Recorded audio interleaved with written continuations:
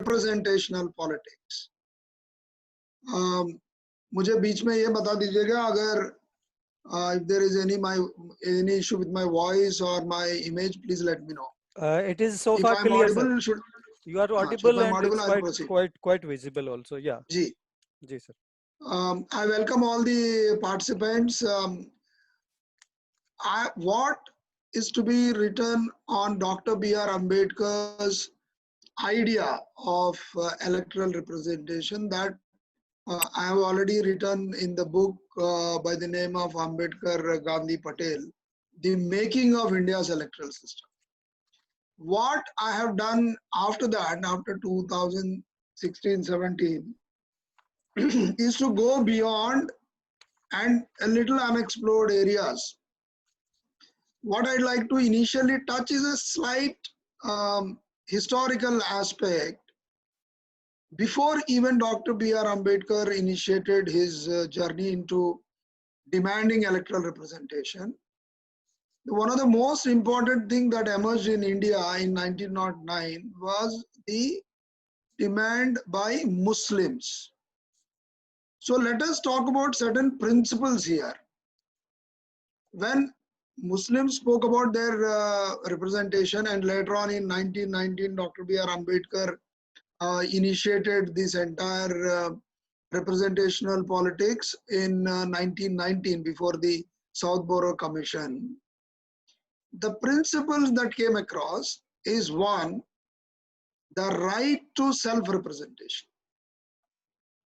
Means if untouchables are a community, Dalits are a community, Muslims are a community, or any other community, they should be represented by their own members.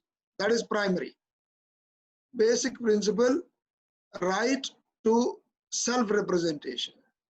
So, because during that period, during 1909 or later on in between 1919, there were a lot of people who were taking the issue of untouchables and putting across before various parties like Congress Party, which was just formed in 1885.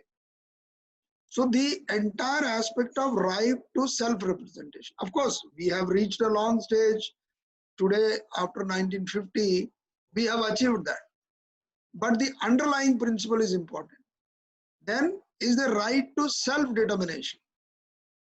Means we will put forward our issues and we will determine what is good for us. So every community put across this point, starting from Muslims in 1909. And the third aspect, the third principle which is underlying is the method of representation.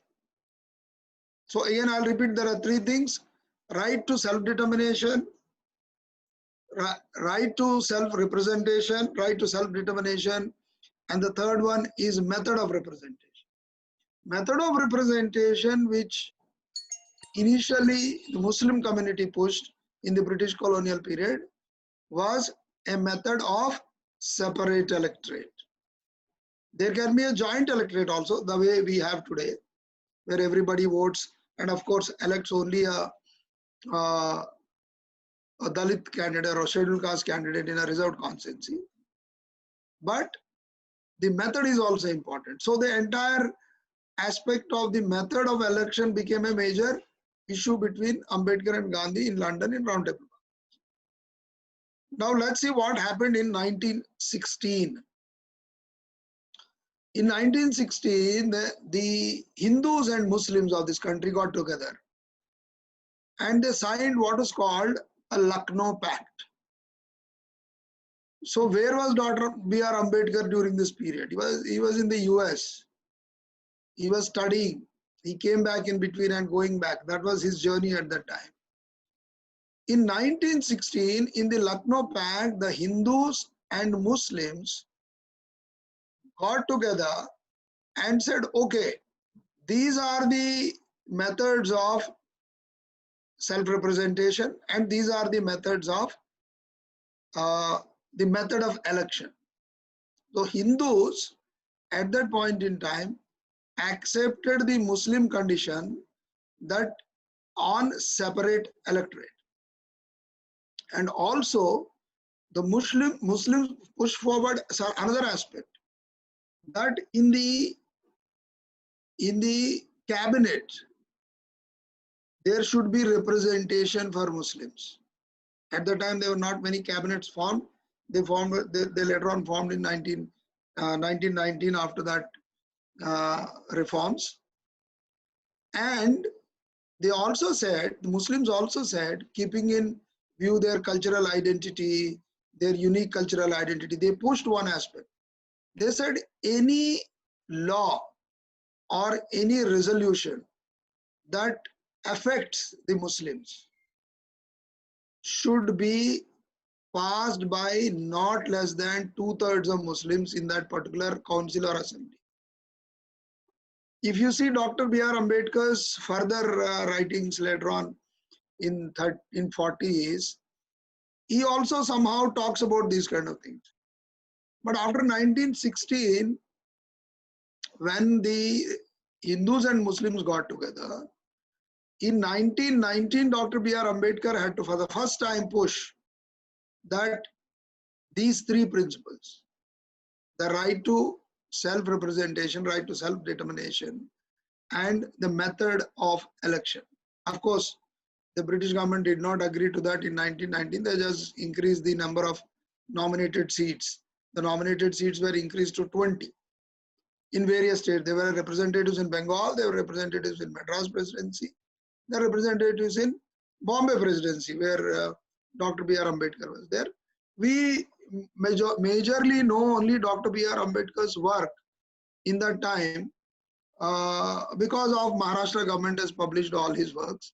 Similarly, the governments of Bengal or the governments of Tamil Nadu can also publish what happened, the Legislative Council British time accounts, which has not been done. We would have known how the movement spread at that time. Now, when in 1919 reforms took place, another interesting aspect happened in Madras Presidency and Bombay Presidency. That was the non-Brahmin movement. Non-Brahmin movement also demanded representation. Non-Brahmins today we can very clearly equate them to say backward classes. So in 1921, in Madras Presidency, there was a Meston Award. There was an award like communal award. They allowed a good number of backward class seats. That is where very, very early you will have backward class politics in Madras Presidency. In Tamil Nadu, which later on we called it as Dravidian politics, but it was majorly driven by the backward classes groups. So that means there were reserved seats for non-Brahmin / backward classes as early as 1921. Then when all the members who were nominated after the 1919 reforms and after the Simon Commission 1928 Simon Commission visit fails, the British decided to have the Roundtable Conference in London.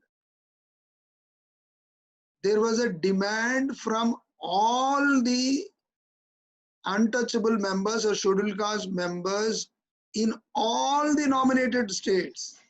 It was not only Tamil Nadu or Madras or Bombay Presidency, from Bengal, from Assam, from all over. There was pressure that there should be at least 5 representatives to the Roundtable Conference.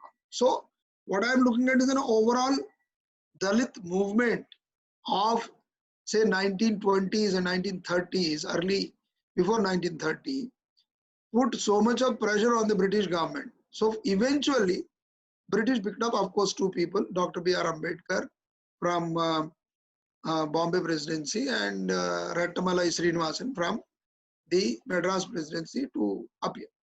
Now when these people go, again these issues came up. In the Roundtable Conference 1, the Roundtable Conference accepted that there should be reserved seats for depressed classes, what they called, or untouchables. I'll be sparingly using these untouchable depressed classes, all these things. They have accepted.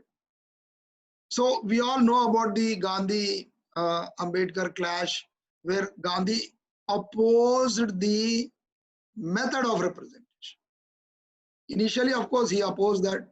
Why should there be representation for untouchables? That was his initial position. But after he saw the kind of scenario in Roundtable Conference, he was against separate electorates for scheduled caste. Now here we move from 1916 Lucknow Pact, where there was an agreement between Hindus and Muslims, how they should go about electoral representation and what kind of a representation, how their various cultures will be saved. From that, you have the Pune Pact, which is an agreement between Hindus and untouchables. So if you see the Pune Pact, whatever writing or whatever comes in, it is always about an agreement was, the Pune Pact was an agreement between Hindus represented by Madan Mohan Malaviya and say untouchables represented by Dr. B.R. Ambedkar. So what has happened? If you see the evolution of the communities from a 1916 Lucknow Pact of agreement between Hindus and Muslims, you come to a 1932, exactly after 16 years, 1932 agreement between Hindus and untouchables. Very interesting, because here the Hindus led by Gandhi claim, no, untouchables are a part of us. Today, if we want to question the way the Hindu society or the communities within Hindu society try to oppress, create atrocities, and try to object to the reservations, try to block the remedies, it was merely an agreement between the Hindus and untouchables only on the aspect that untouchables are a part and parcel of Hindu group. That was the agreement. So that agreement gives a spin to the entire. It is of two aspects. One is about the electoral representation. So Hindus, what do Hindus do in that? Hindus give a part of their seats to the untouchables. That was the agreement. And within that, they make it a joint electorate, where that means everybody votes for the Dalit candidate. That means the candidate in the reserved seat will be Dalit, the way we have today, and everybody votes for them. Otherwise, in separate electorate, only and only an untouchable or a Dalit or a scheduled caste candidate would be contesting, and the only scheduled caste will vote. That was the electoral method. That was the electoral method Dr. B.R. Ambedkar always wanted. Always and always wanted. After 1932, Pune Pact, he writes a whole book, how the Pune Pact is bad. That is what Congress and Gandhi have done to untouchables. In his every representation before the British government, he asks for the abrogation of Pune Pact. Even in the states and minorities, the document also, he talks about abrogation of Pune Pact. That's what he does. And till the end, he fights for a separate electorate. When the Constituent Assembly comes in the Constituent Assembly, there was a subcommittee on fundamental rights and all other aspects, which also looked into the electoral aspects. This was headed by Sardar Patel. They conclusively opposed separate electorate. Of course, they conclusively opposed separate electorate because they blamed the separation of the country into Pakistan and India because of separate electorate. That was one of the blame they did. It could be political, it could be real, we don't know. But they blamed the creation of Pakistan on separate electorate. So they completely opposed separate electorate. The Ambedkar, Dr. B.R. Ambedkar tried a few other methods. They didn't agree to it. Initially, only joint electorate was agreed upon. Now, why I am talking about the electoral representation politics? Electoral representation politics here is that let us see what happened later on in independent India about the electoral politics. The Muslims, the Indian Christians, Europeans had reserved seats in 1937 and 46 elections. Even the women had reserved seats. Now, what remained after the independent India constitution? Sardar Patel opposed all these reservations. Sardar Patel opposed even the reserved seats for the Muslims, the Indian Christians, religious minorities. He opposed. Even untouchables, even for scheduled caste, he opposed. So it was a great effort and done by Dr. B.R. Ambedkar that he could get back the reserved seats for scheduled caste and scheduled tribes for 10 years. Because why we are talking about 10 years here is also is that every agreement in those days, including Pune Pact, talked about 20 years. Every agreement was about a certain time period. Of course, under the Pune Pact,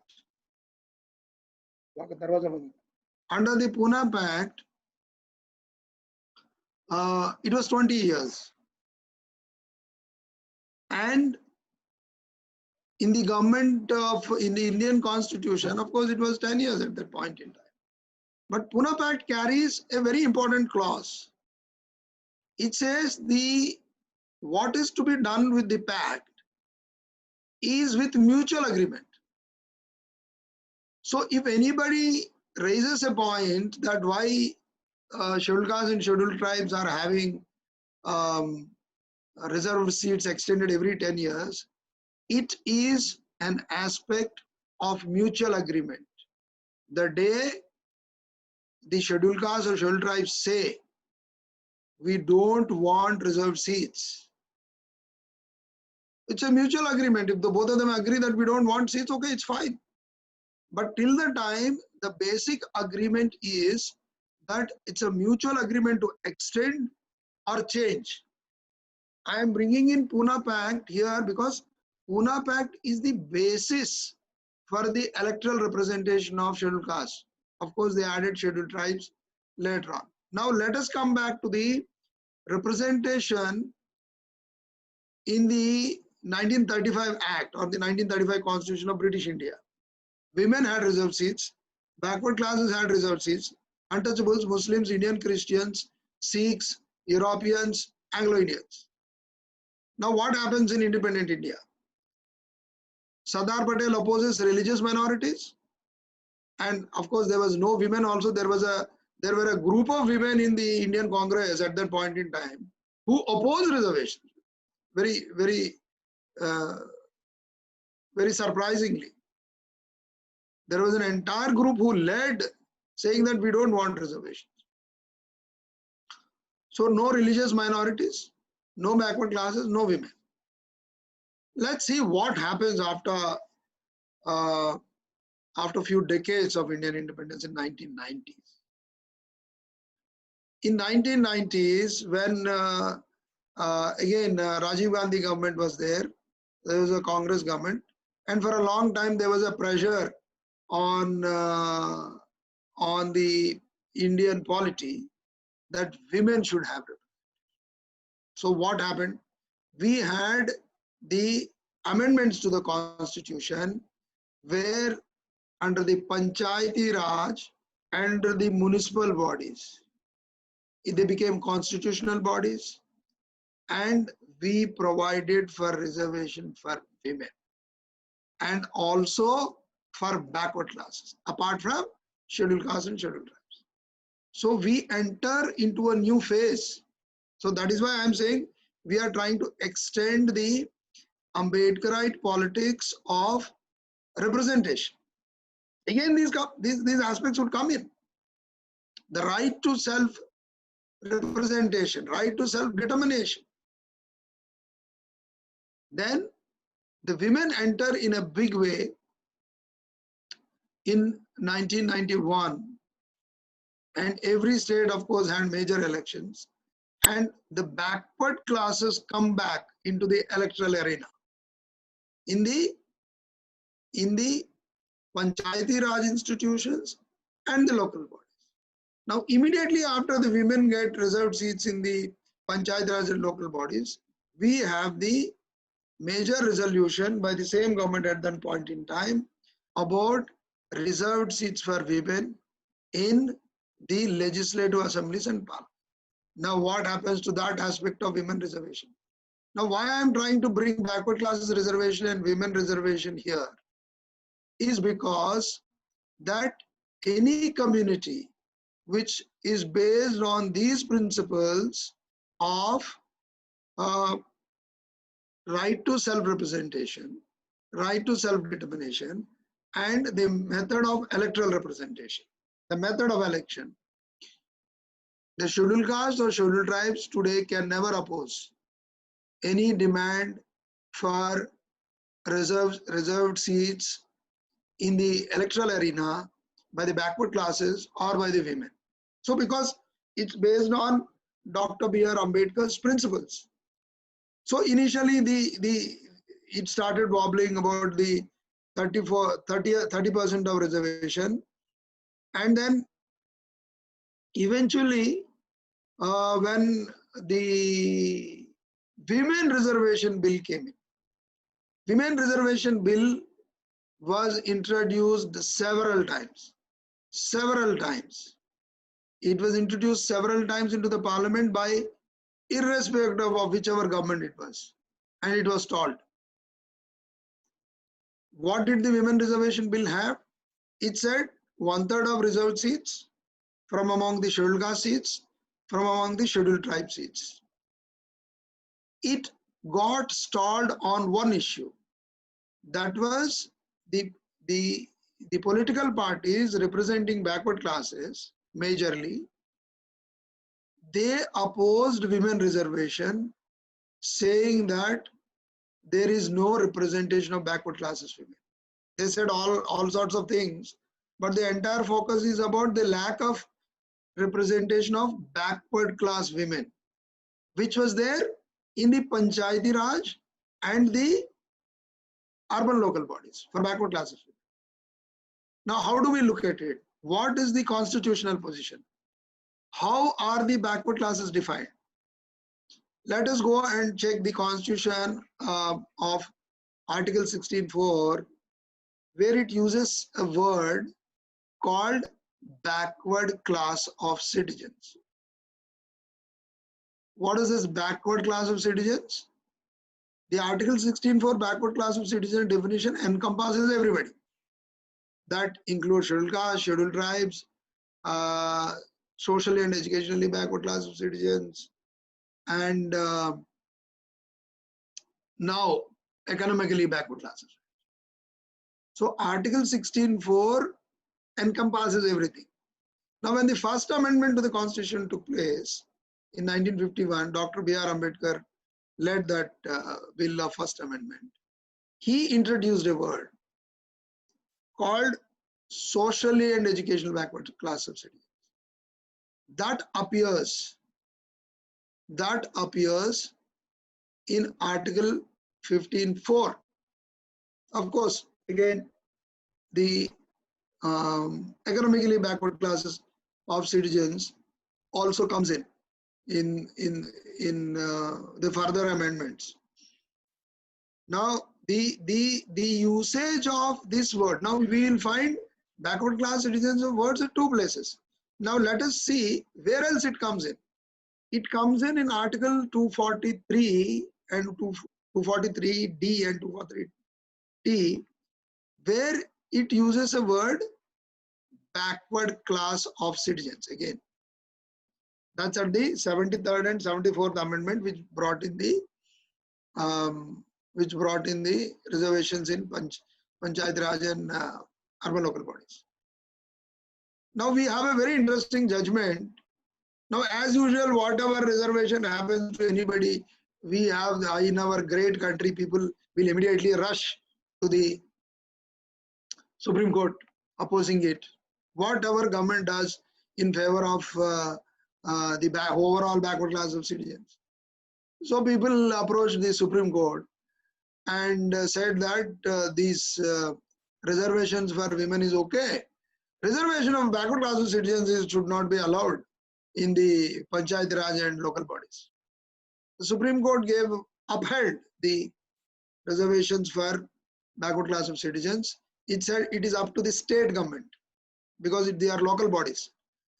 It is up to the state government to include whom or not to include whom in the backward classes list. It is up to them to provide for reservation for backward class of citizens. And also this judgment was led by Justice K.G. Balakrishnan. He differentiated these three definitions of backward classes. Now, why I am trying to traverse this, here is an aspect of Pune Pact which comes into 1950 Constitution, talks about 10 years of reservation for scheduled castes and scheduled tribes, and continues every 10 years because it has to be a mutual agreement. Imagine a situation when suddenly Parliament decides there should be no reserved seats for scheduled castes and scheduled tribes.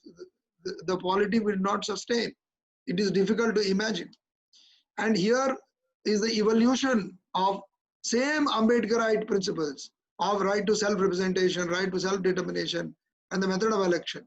Method of election, we are still stuck in the joint electorate where everybody votes for that candidate of the reserved candidate, whether it is a woman, whether it is a backward class, scheduled caste, or scheduled tribe, everybody votes for them, apart from the separate electorate system, which Dr. B.R. Ambedkar wanted. Now comes the question of taking ahead Dr. Ambedkar's electoral representational politics. Means there should be reserved seats for women in the parliament and in the assemblies. It has to happen. It is very important for an important section which is patriarchally oppressed and oppressed in many ways. There should be representation. That is why if you look at Dr. B.R. Ambedkar, after his entire work for the untouchables, he moves into Hindu Code Bill to support the women, because these are the another group of oppressed people. Societally oppressed, and another one is patriarchally oppressed. Now is another group of citizens called backward class of citizens. Since 91, we have the reserved seats for backward classes. So we have seen so many years of almost 30 years of representation of backward classes. So as a polity, we have seen them working.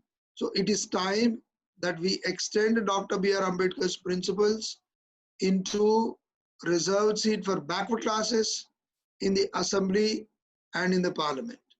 This is a natural evolution or approval of Ambedkarite representational politics. So I have wantedly avoided the history on the Pune Pact. Only I have picked up areas which are important. That 1916 Lucknow Pact talks about Hindu and Muslim agreement. 1932 Pune Pact talks about Hindus and untouchables agreement.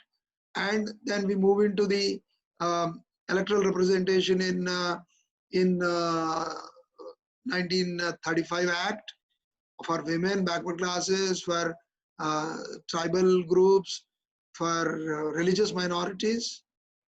And if somebody is interested, what would happen about the Muslims? In fact, a good number of Muslims, we find them in the backward classes list, religious minority. What would happen to Indian Christians? A good number of Indian Christians are under the OBC list, that is a backward class list, which are the converted Christians from among Dalits. So if as a country we move towards the Ambedkarite principles for the representation of women and for the representation of backward classes, we, I think, will become a very good representational bodies in legislative assemblies, in the parliament and also in the assemblies. This is what I wanted to put across. I hope I was able to put across the issues properly, and I'm open for discussion if there is any. Thank you, sir. It was really an elaborated and illustrated speech, and it enlightened us a lot regarding electoral representation by Dr. Ambedkar and different aspects of methods and representation and determination. So now the house is open for discussion, and please raise your hand digitally for the questions, and then we'll allow you, and Dr. Wundru will reply your questions. And one piece of information that I would like to share with you people is that besides being a scholar on Dr. Ambedkar, he has been attached to the center. Actually, when the plan was being made for this center, DIC, so he was one of the key figures to make the plan of DIC. So he is having another relation to DIC. Yes, please, Ramesh Babu, you can start first. Ramesh Babu Para. Unmute yourself and then you can ask question.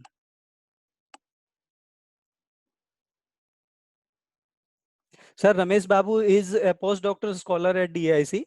He is from Karnataka. No, Andhra Pradesh. Oh, he is from Andhra Pradesh, yeah. Yes. Yeah, please, Ramesh.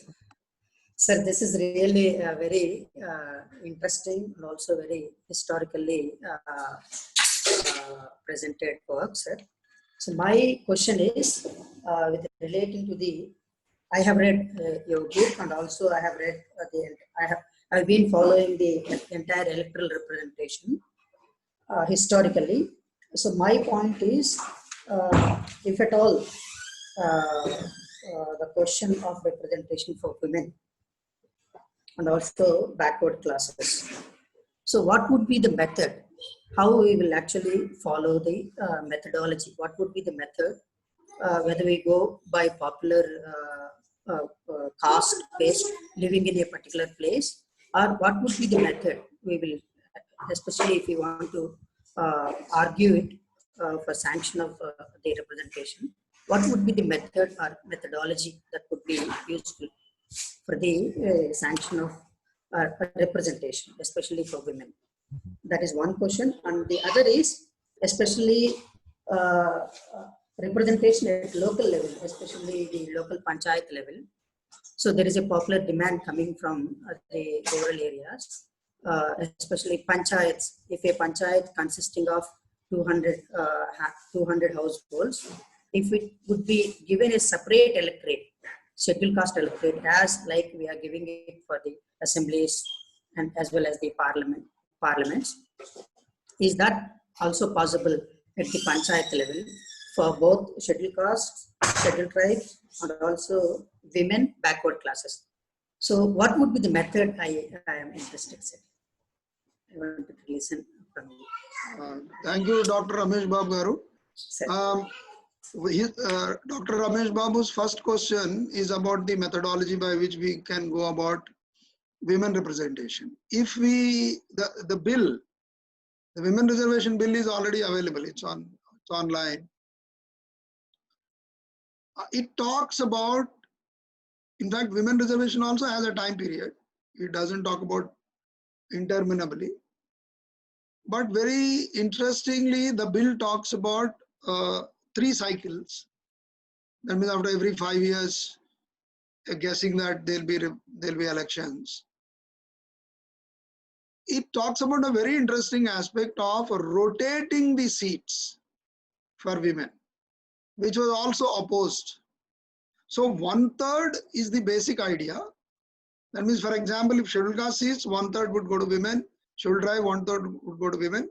Out of the general seats, 1/3 of the seats will go to women. Now you are asking me a very interesting question, because the method of determining which constituency will go to a woman.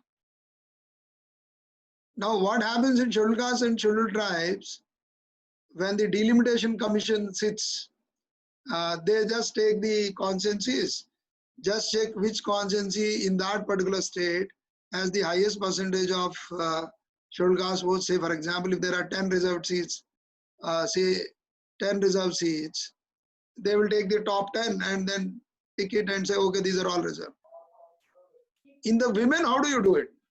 Now I'll tell you my personal experience when we started delimitation. I was a collector in a new district in Haryana.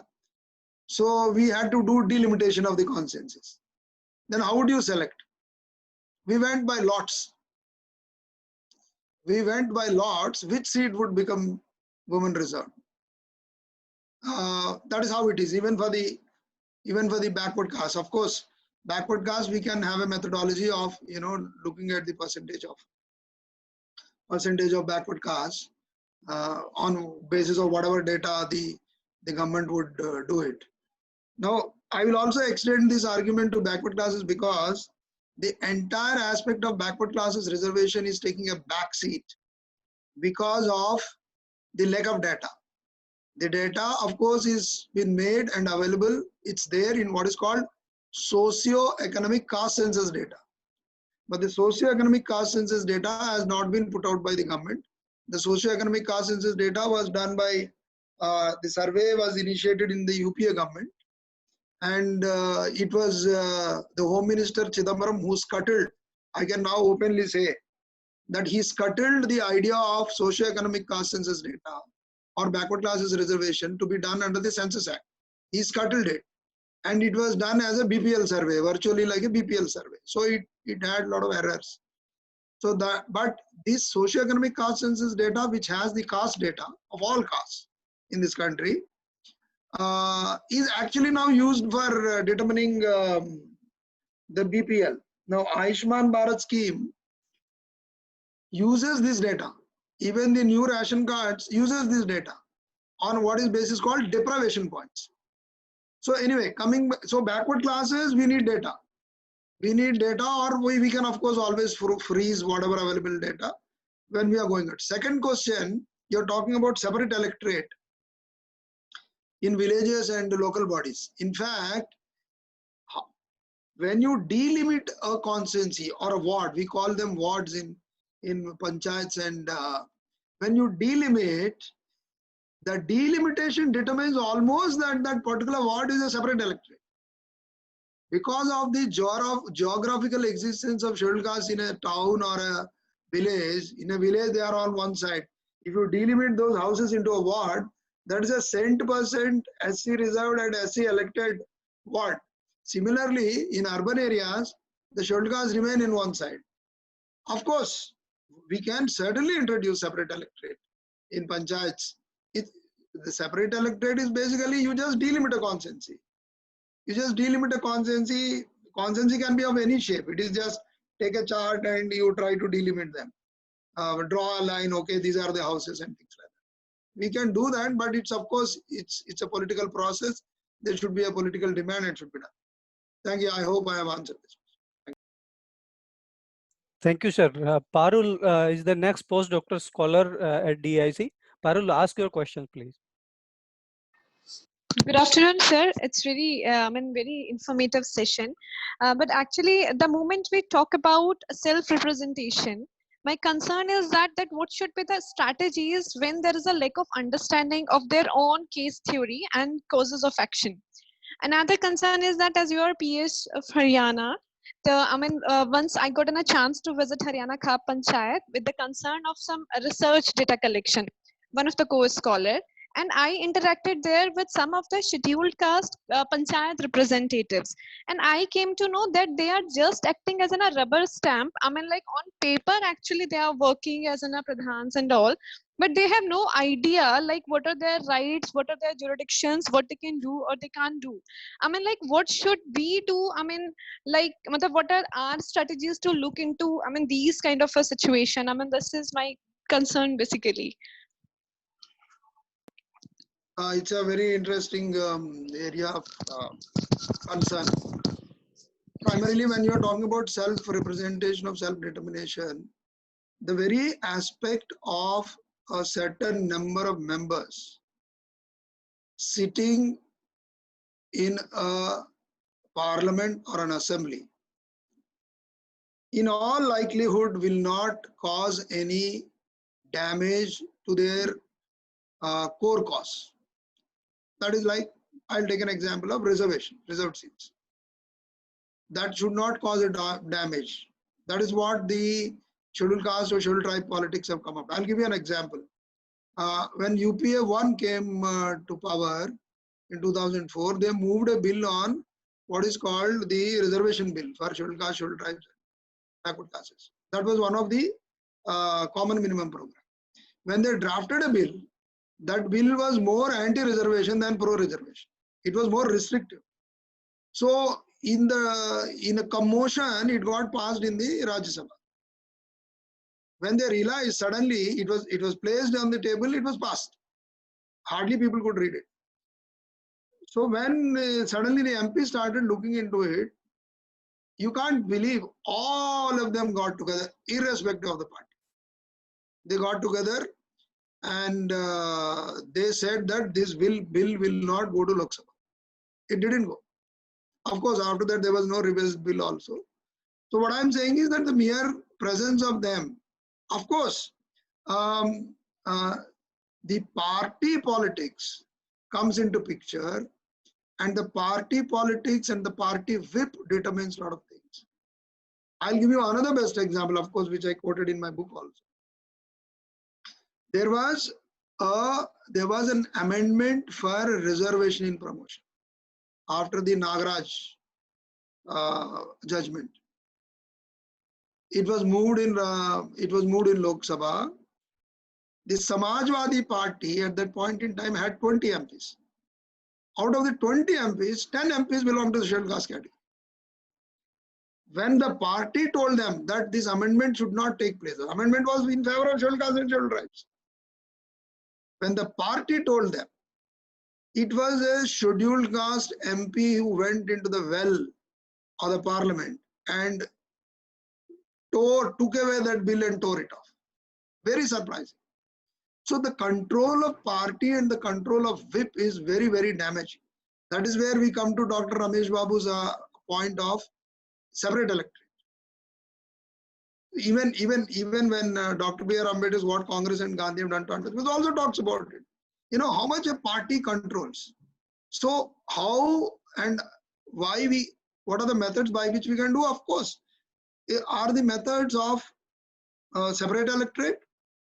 And there was another suggestion given by Dr. B.R. Ambedkar called the winning candidate should get a minimum number of Dalit votes, scheduled caste votes. That was two formulas he gave. He also gave a formula of multi-member system in 1855.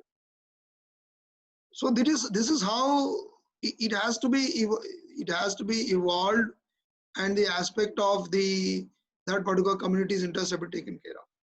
Now coming to your question of Haryana Panchayati Raj and how the representatives come in. See, I have seen the evolution of Panchayati Raj from 91. I was a part of the elections.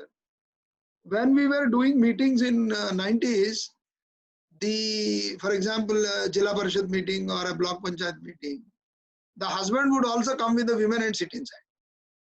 So what we did, we threw them out.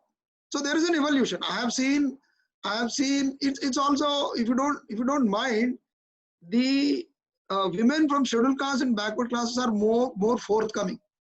They can go out on their own and meet the officers on their own and get their work done. It doesn't happen with say upper caste women, where they are more into the patriarchal system and they need to be accompanied by them.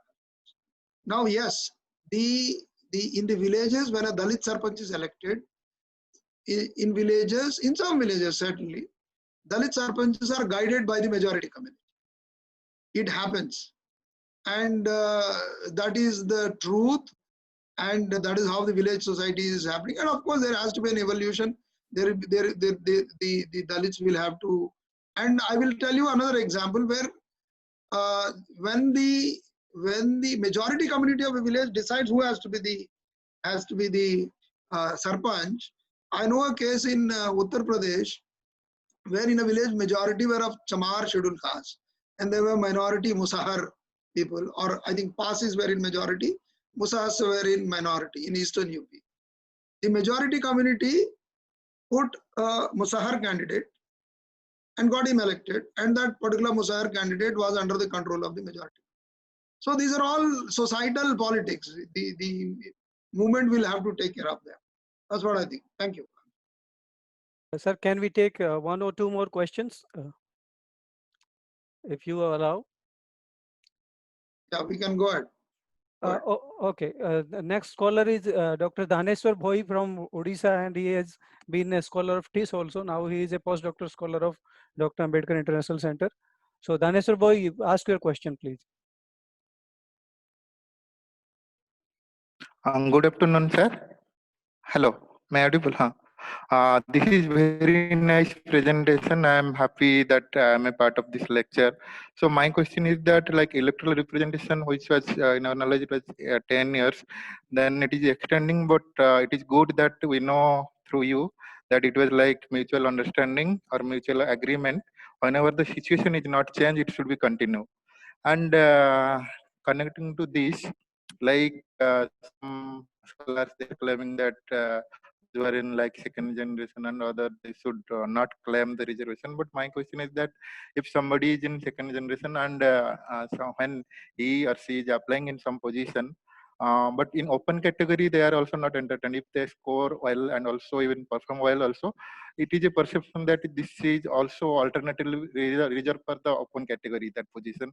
Again, he is also missing that chances when he or she is applying. But if he or she also hide her position, but suppose I apply in TIS, and most of the TIS director and all faculty members, they know my caste category and all. I applied there and I perform well, but they just discuss and interact with me. But at last, they are saying, no, this is the open position, so you should apply for reserve category. So you should not come to this position. But they should not say like that. So this is my like question. So how we can deal this type of situation? So if you can, have you got my question, sir? Yeah, let me try. And you're talking about two aspects of it. One, whether the reserved category people who are of second or third generation should claim the reserved category seats. And if that is the argument, whether it can be, applied in open category, or why the scheduled caste or scheduled tribes or reserved category people should not apply in open category. This, of course, we all know that there is a very serious bias in this. Even in public service commissions, they call the reserved candidates separately. They call the open category people separately. And they mark them differently.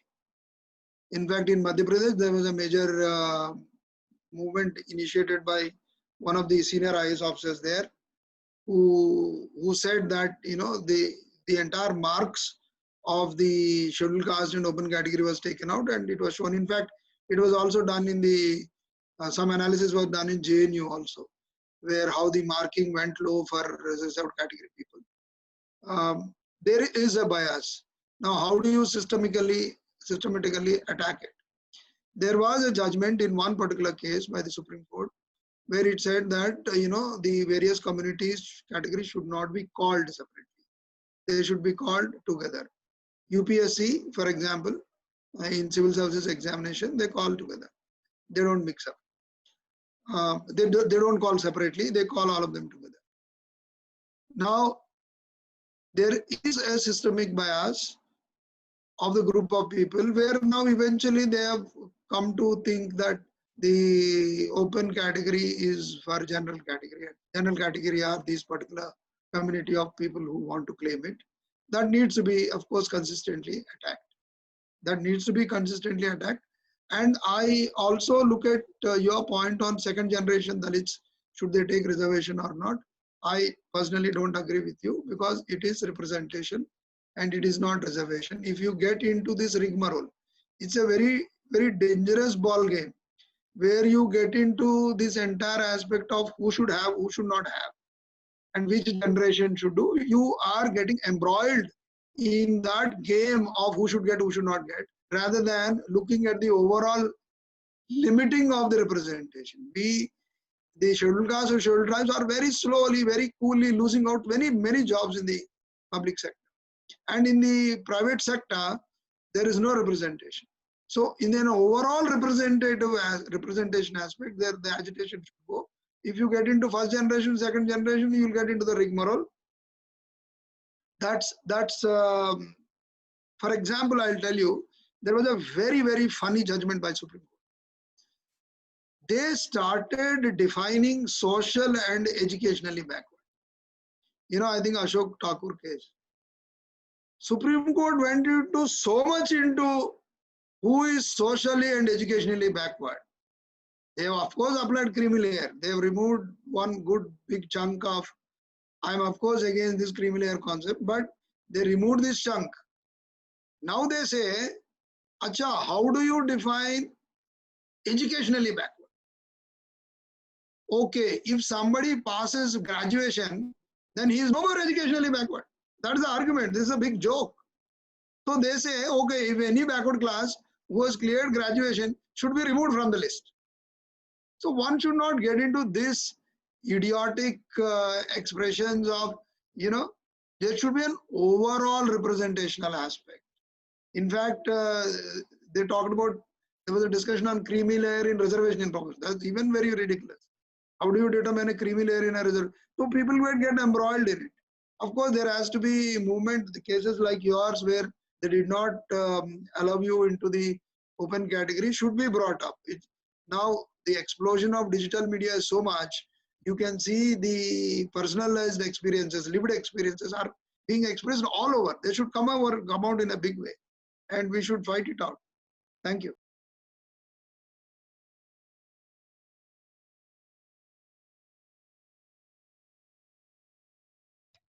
Devendra, please unmute yourself. Last question is from Harish Thakur. He is from Himachal Pradesh Central University and he is a doctoral scholar, sir. Yes, Harish ji. Sir नमस्कार sir. Sir मेरा प्रश्न sir अपना जो पंचायती राज system को लेकर है. जो roster चुनावों के टाइम जारी होता है उसमें राजनीतिक दलों का हस्तक्षेप रहता है, तो उसमें कैसे पारदर्शिता हो सकती है? और लेकिन कई जगह रोस्टर ऐसा रहता है जैसे पंचायत या वार्ड में जो वार्ड पंच बनेगा या सरपंच बनेगा उस कैटेगरी के 2-4 ही फैमिली जो रहती है. एक एग्जांपल मैं दूंगा, मेरी अपनी पंचायत में एक वार्ड था, उस वार्ड में पॉपुलेशन जो टोटल पॉपुलेशन थी वार्ड की जनरल कैटेगरी की थी, सिर्फ 2 फैमिलीज एससी कैटेगरी की थी. तो उसमें वो कैंडिडेट डिक्लेयर करना था तो फैमिली में ही 2 लोग खड़े हो गए, मतलब 2 भाइयों चचेरे भाई थे, तो उनमें ही आपस में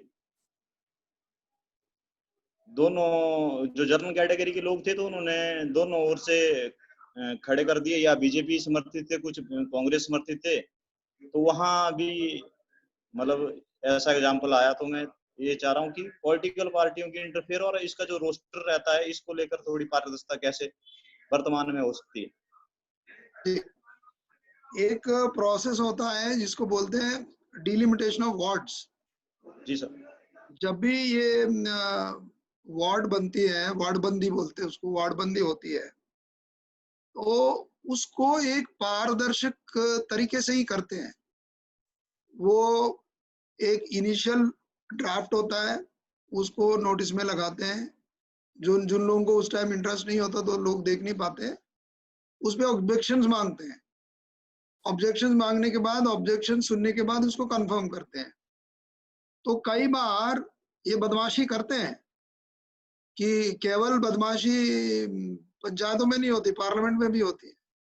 2 गांव इधर का उधर डाल दिया तो रिजर्व बन जाता है, क्योंकि हिमाचल, पंजाब, हरियाणा में हर जिले में बहुत ज्यादा दलित शेड्यूल कास्ट परसेंटेज है. तो आप किसी की कॉन्स्टिट्यूंसी को रिजर्व नहीं करना और वो जनरल कर देना है, 2 गांव उठा के इधर दूसरे में डाल दो, वो रिजर्व हो जाता है. तो ये फॉर एग्जांपल आंध्रा में एक नेल्लूर करके रिजर्व कॉन्स्टिट्यूंसी था. सो किसी एमपी ने चाहा कि भाई मैं दूसरे को बापटला नाम की चीज को मैं रिजर्व करा, वो डिलिमिटेशन कमीशन के साथ बैठ के 2 गांव इधर के उधर कर दिया, वो दूसरा रिजर्व बन गया. तो ये बदमाशी चलता है. बट ऑफ कोर्स जो आप सही बता रहे हैं कि बट ये जो मूवमेंट गांव में अवेयरनेस ये जो है ये चीज जरूर आना चाहिए।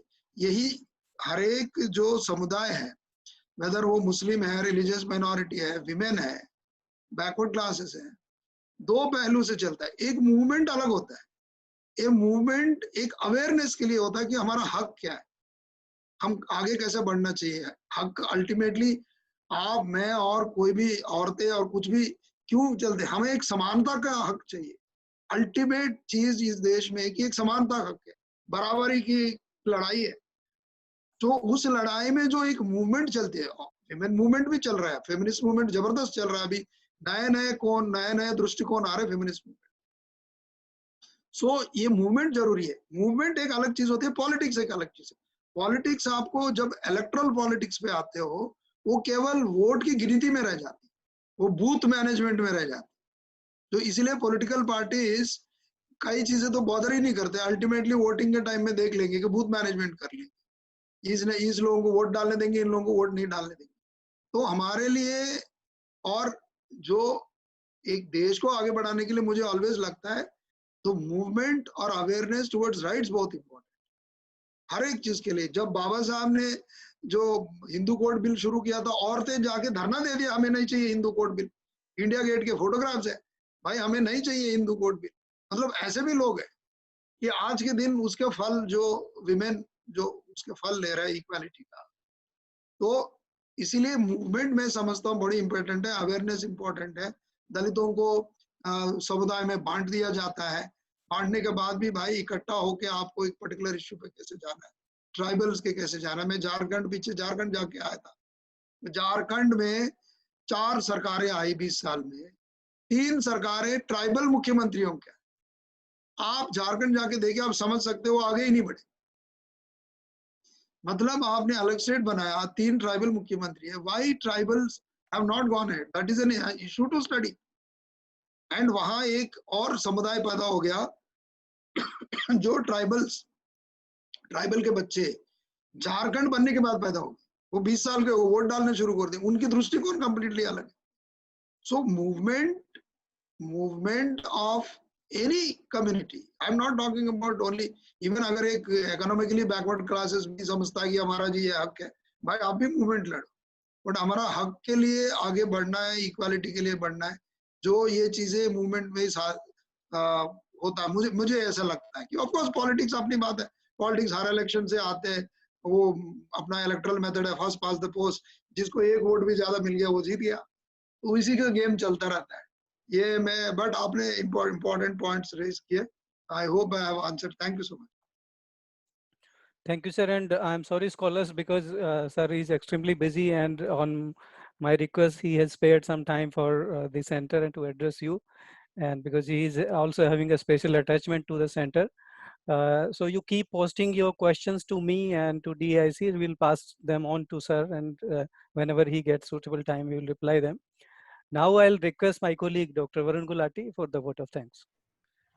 Thank you very much, Shri Rajshekhar Gunduruji, for this exciting lecture. It was really, indeed an insightful lecture from all of us. Rather, we heard Dr. Ambedkar many a times in our center, but this was a very new and a very, different kind of perspective that you brought into us, for this discussion. So I, on the behalf of Dr. Ambedkar International Center, would like to extend my sincere thanks to you for joining us.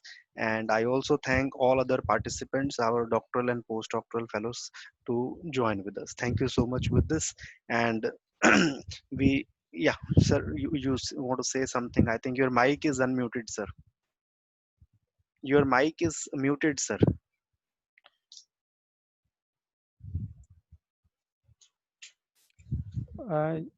Sir, please unmute your mic.